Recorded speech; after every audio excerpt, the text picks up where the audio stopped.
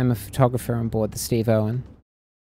On the 5th of January 2014, the Steve Irwin deployed its helicopter to search an area of the Southern Ocean Whale Sanctuary where we suspected the Japanese whaling fleet was illegally operating. Our main target was the Nisshin Maru, the factory vessel. Amongst the heavy pack ice, I spotted a bit of black next to a small iceberg.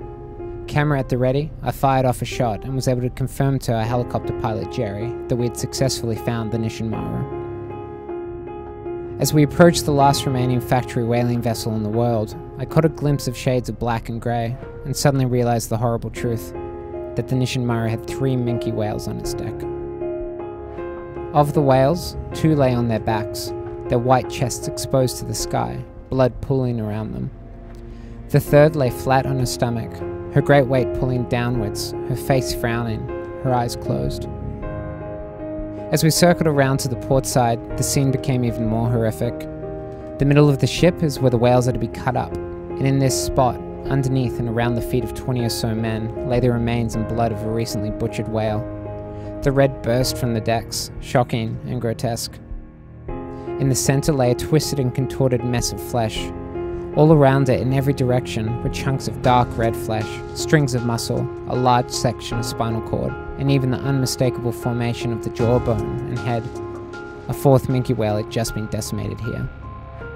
And in the center, all that remained was an unidentifiable collection of muscle and tissue and bone, the last remains of the once beautiful and giant mammal that only hours earlier had been swimming free in the Southern Ocean Whale Sanctuary.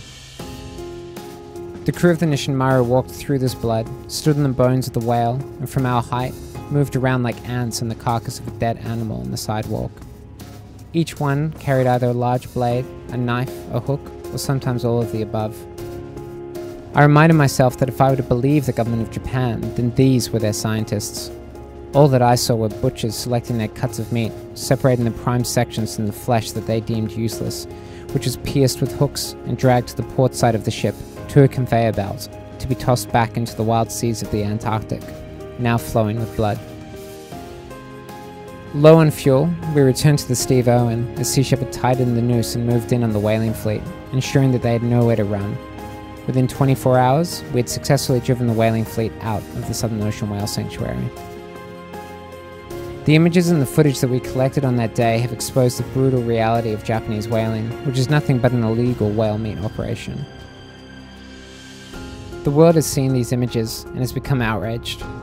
The whales need us now as much as they ever have, and hope that the death of these whales is not in vain, and that they can inspire something in you to help their brothers and sisters, who today swim free with their young in the Southern Ocean Whale Sanctuary, but tomorrow may face the explosive tip of the whaling fleet's harpoons.